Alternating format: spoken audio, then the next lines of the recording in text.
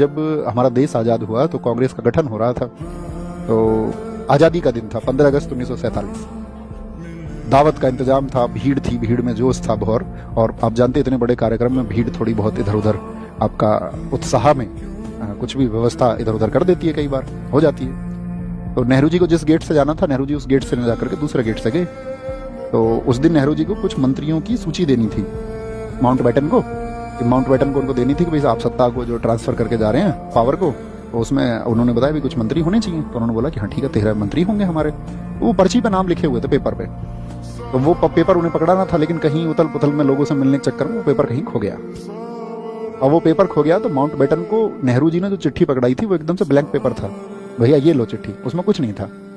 थोड़ी देर बाद एक व्यक्ति आया, उनके जो सेक्रेटरी थे वो आए उनके पास में कि भाई साहब वो चिट्ठी मिल गई है।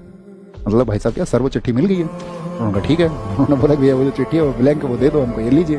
तो 13 मंत्रियों के नाम थे उसमें। आप समझना हम आपको क्या समझाना चाह रहे हैं। तो उन 13 मंत्रियों में कि दरअसल में गांधी जी ने एक बात कही थी नेहरू जी से। गांधी जी ने कहा था कि आप ये समझना नेहरू कि ये देश आजाद नहीं हुआ, सॉरी उन्होंने कहा था नेहरू जी तुम ये मत सोचना कि ये कांग्रेस आजाद हुई है, ये इस समय देश आजाद हुआ है। इसको आप कांग्रेस की आजादी मत समझना, इसको देश की आजादी समझना। और इस देश को चलाने के लिए जो योग्य व्यक्ति हैं उनको आपको राजनीतिक वजह से ना सोच करके इस राष्ट्रीय भावना का ख्याल रखते हुए अंतर्राष्ट्रीय पटल पर हम भविष्य में कहां पहुंचेंगे उन मानकों को सोचते हुए विचार करना होगा। तो उन 13 मंत्रियों में से 3 व्यक्ति ऐसे थे जो कांग्रेस के धुर विरोधी थे।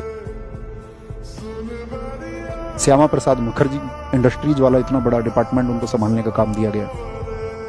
बाबा साहब भीमराव अंबेडकर कांग्रेस के धुर विरोधी थे, उनको कानून मंत्री बनाया गया। सोचिए कितना बड़ा विभाग उनको दिया गया। आर के षणमुख शेट्टी कांग्रेस के धुर विरोधी थे, उनको फाइनेंस डिपार्टमेंट दिया गया। लेकिन आज वो चीजें गायब हो चुकी हैं।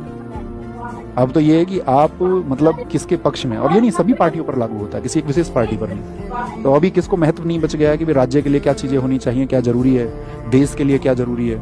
अब तो जरूरी ये है कि आप सर्विंग कितना अच्छा करते हैं, सेवा कितनी अच्छा कर सकते हैं, है ना। यहाँ देखिए तो रोज